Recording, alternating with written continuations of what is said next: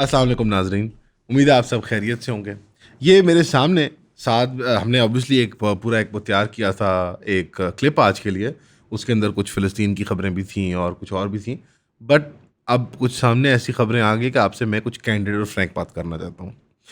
एक तो ये फर्स्ट पोस्ट की है, इंडिया की जो अखबार है कि India to conduct mock drills tomorrow in 4 states, जो पाकिस्तान को बॉर्डर करती हैं, यानी गुजरात, राजस्थान, पंजाब और जम्मू और कश्मीर। इसी तरह ये हिंदुस्तान टाइम्स की भी खबर है, उसमें लिखा हुआ है कि civil defence mock drills are set to begin again from Thursday, यानी जुमेरात से ये शुरू है मामला, वो गुजरात, राजस्थान, पंजाब और JNK के साथ। ठीक है जी। अब इसको मद्देनज़र रखते हुए ये क्या इसका पस मंज़र क्या है, ये क्या मामला है? मामला ये है कि हिंदुस्तान बेसिकली दोबारा एक बड़े मिस एडवेंचर की तैयारी कर रहा है, क्योंकि एयर सुपीरियोरिटी के लेवल पे अगर बात देखी जाए या एयर टू एयर कॉम्बैट और डिफेंस की बात देखी जाए, तो हिंदुस्तान अब वन अपमैनशिप नहीं कर सकता पाकिस्तान के साथ। वन अपमैनशिप से मुराद ये होता है कि टिट फॉर टैट स्ट्रेटजी के अंदर जो एस्केलेशन लैडर है उसमें कौन पलड़ा ले जाता है, किसका हाथ जो है वो ऊपर रहता है। इस मामले के अंदर इंडिया ने अपने वाटर्स टेस्ट किए 2019 के अंदर, फिर उन्होंने पानी टेस्ट किया अभी ये 2025 के सिंदूर वर्सेस ऑपरेशन बुनियान मरसूस वाला जो ये मामला हुआ है। इसके अंदर भी इंडिया जो है वो साबित हो गया दुनिया के सामने कि European technology, Indian skill, Pakistani skill और चाइनीज़ टेक्नोलॉजी के सामने नहीं खड़ा हो सकता। इंडिया के पास लॉन्ग टर्म कॉम्बैट के अंदर एक ही चीज़ है, वो है ग्राउंड इन्वेजन। और ग्राउंड इन्वेजन के अंदर नंबर्स, मल्टी फ्रंट जो है कॉन्फ्लिक्ट, वो उस मामले में पाकिस्तान ऑब्वियसली कमज़ोर है, क्योंकि 3-4 गुना छोटा मुल्क है, फ़ौज की तादाद कम है, प्लस बलूचिस्तान का जो एक क्राइसिस इंडिया ने बिल्टअप किया हमारी नेग्लिजेंसेस और गलतियों की वजह से पिछले 10-20 सालों के अंदर, वो एक बड़ा एक सोर पॉइंट बन जाता है। और हमारे नेबर अफगानिस्तान के साथ जो हमने खुद बिगाड़ी हुई है, वो भी एक सोर पॉइंट बन जाता है खैबर पख्तूनख्वा को लेके। तो Pakistan particularly multi front Wars लड़ने में अच्छा नहीं रहा हिस्टोरिकली।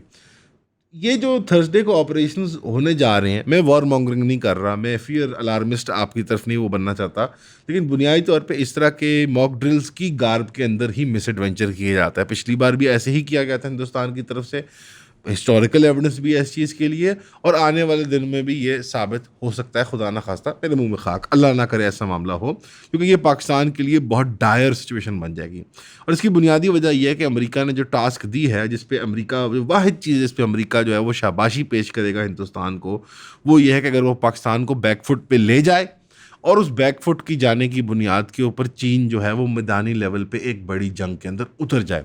अब तक पिछले 10 से 15 साल के अंदर अमेरिका ने मल्टीपल टाइम्स बेट किया है चाइना को कि वो मिडल ईस्ट में इंटरवीन करे, अफ्रीका में इंटरवीन करे, और ख़ास तौर पे यूक्रेन और रूस का जो एक महाज उन्होंने खोला था, या अज़रबैजान और आर्मीनिया का एक महाज खोला था, चीन के करीब करीब और चीन के दूर दूर जहाँ पे भी इंटरेस्ट हैं उनके ट्रेडिंग के, उनके बिजनेस के, उनमें अमेरिका उनको चैलेंज करने की कोशिश कर रहा है। और ये बात ये लोग डिनाई करते रहे, लेकिन चाइना की कंटेनमेंट की जंगें अमेरिका ने ओबामा के एरा में शुरू कर दी हुई ही थी, जब वॉर ऑन टेरर एक तरह से समाप्त हो चुकी हुई थी और सिर्फ अब वो ड्रोन्स के फेज तक रह गई थी और limited kinetic intelligence based operations की फेज तक रह गई थी।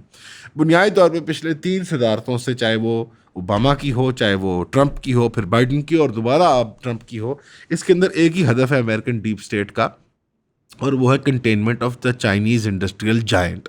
वो उनको इकोनॉमिक सैंक्शंस के ज़रिए, कभी टैरिफ्स के ज़रिए, कभी उनके ट्रेड डील्स में ख़राबी करने के ज़रिए, और प्लस जो सबसे बड़ा टूल वेस्टर्न वर्ल्ड के पास है, नेटो आप कह लें, हेजेमनी के पास है, वो है कि चाइना को वो बेट करे, वो बेट इन करे, उसको किसी एक जंग के अंदर घसीटे। जिस तरह के सोवियत यूनियन ने अमेरिका को अफ़गानिस्तान में घसीटा, और अफ़गानिस्तान में सोवियत यूनियन को अमेरिका ने घसीटा, जिस तरह सोवियत यूनियन ने वियतनाम में अमेरिका को घसीटा, and so on and so fourth. ये एक कोल्ड वॉर्स की एक पूरी दास्तान है कि जहाँ बड़ी ताकतें जो होती हैं वो इंटेलिजेंस, एस्पियोनाज, ट्रेड वॉर्स के ज़रिए, जो कि हमें सब प्राइवेट चीज़ें लगती हैं, वो सब सरकारी लेवल की इंटेलिजेंस की दुनिया की चीज़ें हैं कि वो एक दूसरे को एंगेज करती हैं, और थिएटर्स ऑफ वॉर जो होती हैं वो गरीब छोटे ममालिक को बनाती हैं। इसी तरह पाकिस्तान और हिंदुस्तान की डेस्टिनी जो है वो अनफॉर्चुनेटली अमेरिका की हेजेमोनी कायम होने के बाद से सेट है। यानी 1960s में जब अमेरिका ने हेजेमोनी कायम की अपनी दुनिया के अंदर, सुएज़ कनाल क्राइसिस को रिजॉल्व करके, तो यहाँ पे उन्होंने अपना एक लाडले अयूब खान साहब को भी पाल लिया हुआ था, क्योंकि बुनियादी तौर पर पाकिस्तान उस वो ब्लू आइड बन चुका हुआ था, क्वाइट लिटरली। अगर यूब खान की बात भी करें तो वो ब्लू आइड कौवा जो है उनको मिल चुका हुआ था सब कॉन्टिनेंट के अंदर, ईरान को देखने के लिए, अफगानिस्तान को देखने के लिए, चीन को देखने के लिए और हिंदुस्तान को देखने के लिए। इस पूरे रीजन के अंदर जो बड़ा एक उनका आप कह लें कौबॉय था, वो रोल इवेंचुअली ट्रांसफ़र होना ही था पाकिस्तान से एक बड़ी इकॉनमी में, एक बड़ी आर्मी के अंदर, जो कि हिंदुस्तान की आर्मी है और हिंदुस्तान का मुल्क है। और वो किरदार पाकिस्तान ने अदा किया कारगिल की जंग को प्रोसिक्यूट करके। मुशर्रफ साहब ने वो प्लेट में, जिस तरह के अफ़गान वॉर प्लेट में रख के उन्होंने पेश की थी, उसी तरह जो है वो हिंदुस्तान को प्लेट में रख के अमेरिका के सामने पेश कर दिया। वो हिंदुस्तान जो कभी नॉन अलाइंड था या फिर भी आप कह लें ईस्टर्न कैंप के अंदर था रूस की जानिब से, वो फुल्ली एंड फाइनली अमेरिका और इसराइल की झोली में जाके बैठा और उस वेस्टर्न एक डिमोनिक शैतानी एक्सेस का जाके सबसे बड़ा आलाकार बन गया। और उसकी फिर आप शक्ल देखते हो ओबामा के बाद, जब बाइडन आया यानी ट्रंप के बाद, तो क्वाड अलायंस बनी, उसके अंदर ऑस्ट्रेलिया को भी दाखिल किया गया, जापान को फाइनेंसर बनाया गया और इंडिया को फॉरवर्ड आप समझ लें कि जैसे बेस बनाया गया चीन के ख़िलाफ़। उसमें इंडिया ने घटिया परफॉर्मेंस दी, एन मैदान के अंदर उन्होंने अपना मतलब जैसे वो परफॉर्म ही नहीं कर पाए और डंडे खा के चाइनीज़ के हाथों मारे गए। They were not able to fully secure a kind of militaristic conflict with China. तो उसका जो वाया है कि अगर चौधरी जो है वो मैदान में डायरेक्ट प्रोवोकेशन से नहीं उतर रहा, तो चौधरी का जो लड़का है ना, जो चौधरी का बेन बंदा है यानी पाकिस्तान, उसको मैदान में अगर पीटा जाए, कूटा जाए, उसको अगर चौक में खड़ा कर दिया जाए, तो फिर चीन को मजबूरी के तहत उतरना पड़ेगा। और यहाँ हदफ जो है वो है GB, गिलगित बल्तिस्तान। अब JNK के अंदर और आज़ाद कश्मीर के अंदर ऑपरेशनल ड्रिल JNK में होगा, यानी Azad Kashmir and GB high alert पे होगा। पंजाब के अंदर उधर ड्रिल होंगे तो यहाँ पे लाहौर और सियालकोट वगैरह हाई अलर्ट पे आ जाएंगे। राजस्थान में ड्रिल होंगे तो सिंध हाई अलर्ट पे, आप समझते हैं चोलिस्तान का पूरा रेगिस्तान वो हाई अलर्ट पे आ जाएगा।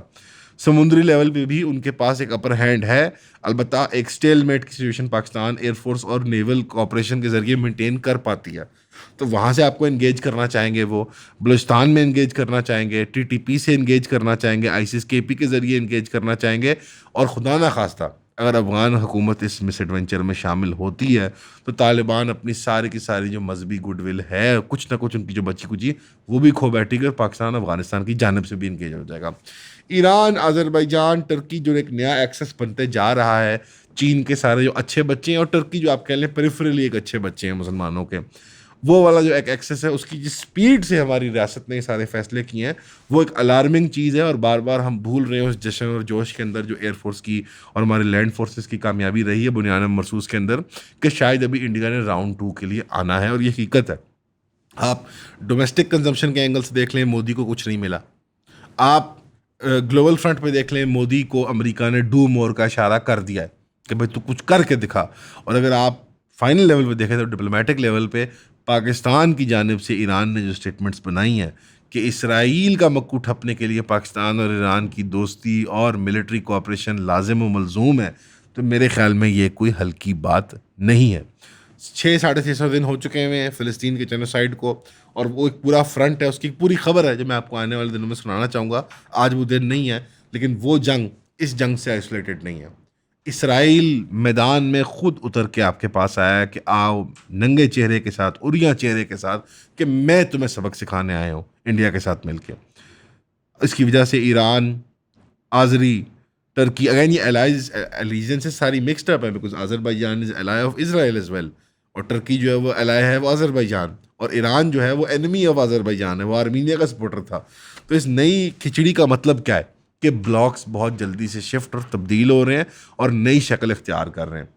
ये एक पस मंज़र है एक बहुत बड़ी आलमी जंग का, क्योंकि पिछली बार जब ब्लॉक्स बने थे वर्ल्ड वॉर 1 और 2 के अंदर, जब एक हेजेमोनिक पावर जो मोनो पावर होती है, जब वो गिरती है या जब वो रिट्रीट करती है, तो छोटे बड़े ब्लॉक्स मुख्तलिफ जगह बनते हैं, टेंशन्स राइज करती हैं, और एक कोई जगह, एक कोई थिएटर जो है वो फ्लैश पॉइंट बन के सबको इंगेज कर लेता है। मिसाल के तौर पर अगर खुदा न खास्ता जो ये मामला बनता जा रहा है, ये बिगड़ता है और हिंदुस्तान पाकिस्तान के अंदर अपनी लैंड फोर्सेस दाखिल करने की कोशिश करता है, तो पाकिस्तान के पास भी कुछ एयरफोर्स और ग्राउंड फोर्सेस की, और फिर हमारी जो फैंटम फोर्सेस हैं, मुजाहिदून जो प्राइम मिनिस्टर मोदी का जो नाइटमेयर है, हमारी वो वाली भी कुछ फैंटम फोर्सेस हैं वो अगर एंगेज होती हैं तो ये बड़ा एक कॉन्फ्लिग्रेशन बनती है।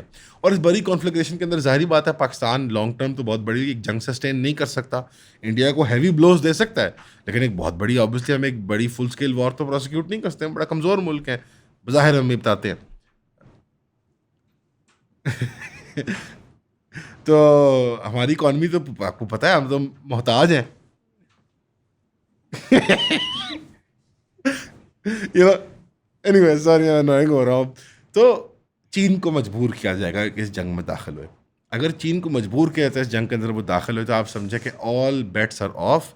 और तुर्की, सीरिया, ईरान का जो मामला इसराइल के साथ चल रहा है वो खाता भी खुल जाएगा। और अगर वो खाता खुल जाता है तो अमेरिका बहादुर जो है और नेटो बहादुर जो हैं उनका भी खाता खुल जाएगा। और अगर वो खाता खुल जाता है, क्योंकि आप एक बात नोट कीजिए, इसके बावजूद कि ट्रंप और पुतिन के बहुत अच्छे ताल्लुकात हैं, पुतिन ने जंग बंदी नहीं की।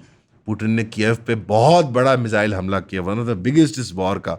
और डोनाल्ड ट्रंप ने आखिरकार कह ही दिया कि पुतिन इज़ क्रेजी। और जब अमेरिका किसी को क्रेजी कहता है, या अमेरिका जब किसी को कहता है कि ये तो वॉर मॉन्गरर है, या ये तो बड़ा मतलब जैसे इसके साथ तो हम रैशनलाइज ही नहीं कर सकते, ये एक इरेशनल दुश्मन है, इसका मतलब समझ लें कि अमेरिका का कोई इरादा नहीं है कि अपनी जंग बंदी अपनी तरफ से भी वो करे। अगर पाकिस्तान में आपने ड्रग्स प्रोक्योर करने हैं तो आप ये डॉक्यूमेंट्री देखें। अगर आपने पता करना है कौन सी रिहा फैसिलिटीज़ आपके लिए सस्ती हैं या महंगी है तो आप ये डॉक्यूमेंट्री देखें। अगर आपने पता करना है पाकिस्तान पुलिस का एटीट्यूड क्या है towards drug addicts, drug peddlers, तो आप ये डॉक्यूमेंट्री देखें। पूरा पाकिस्तान ही कवर हो गया, तो खुदा के वास्ते ये डॉक्यूमेंट्री देखें।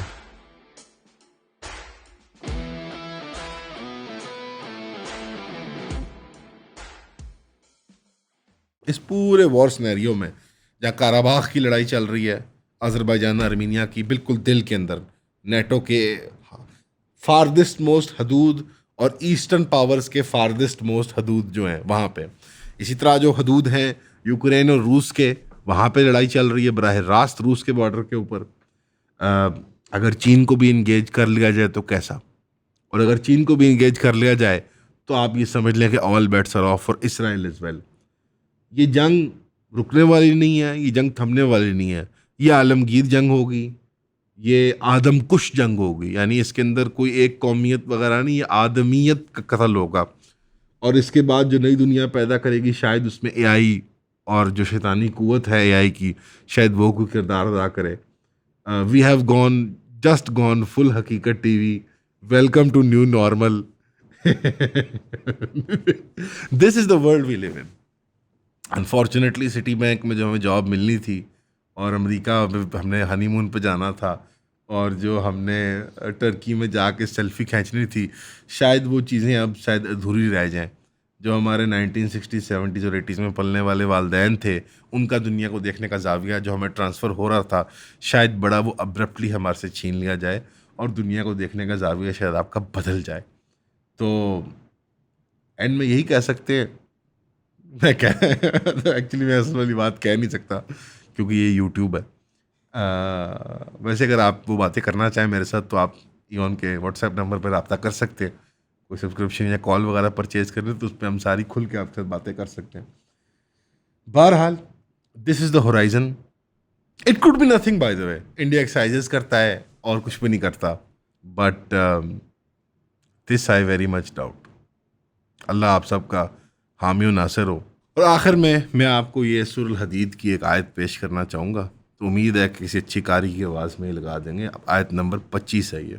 आपका सुनने का बहुत शुक्रिया। बिस्मिल्लाहिर्रहमानिर्रहीम लक़द अर्सलना रुसुलना बिलबय्यिनाति व अंज़लना मअहुमुल किताब वल मीज़ान लियक़ूमन नासु बिलक़िस्त वअंज़लना अलहदीद फ़ीहि बअसुन शदीदुन वमनाफ़िअु लिन्नास वलियअलम अल्लाहु मन यंसुरुहु वरसूलहु बिलग़ैब इन्नल्लाह क़विय्युन अज़ीज़।